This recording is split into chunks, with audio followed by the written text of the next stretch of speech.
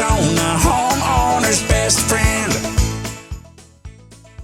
Spring, Arizona, what seeds are we starting with? What are we growing right now? So there's a lot of stuff you can start growing right now. We've got a whole calendar. I mean, it's something to access. I would definitely get on our newsletter at agriscaping.com.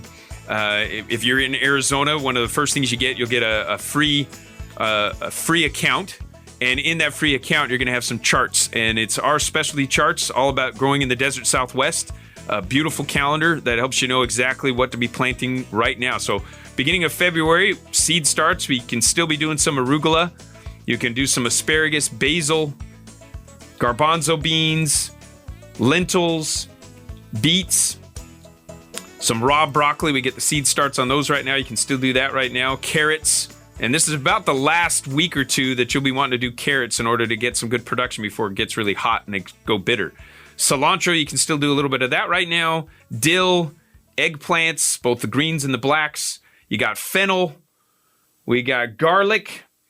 We got different varieties of kale, and I'll put those in what we call an A microclimate. So morning sun, afternoon shade. You can still do some a lot of your greens. You can do a lot of your lettuces and stuff too, mesclun mixes, but you'll want to, again, put those in an A microclimate, which is morning sun, afternoon shade. And that's a little hint to what you'd learn at some of our classes. We got a class next week at the Queen Creek Botanical Gardens. Go to agriscaping.com, click on workshops, and you'll see our series of workshops that we've got.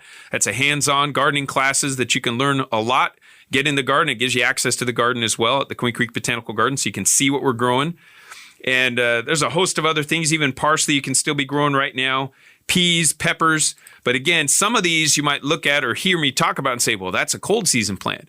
But we still plant them now. When you understand your microclimates, you'll find out why. And we can grow a lot more variety over an extended period of time when you really understand the pockets of your garden that can grow and are conducive to growing those things. As well as we're starting some tomatoes right now. Some say, well, that's a little too late. It's like, if you put it in the right microclimate, it's still a good time. So there's a whole host of things that you can grow right now, over 30 different things that you can grow right now in your garden and have a successful spring and leading into your summer. I mean, we're even starting some of our early summer pumpkins. We're actually already started right now at some of our high schools that we work with.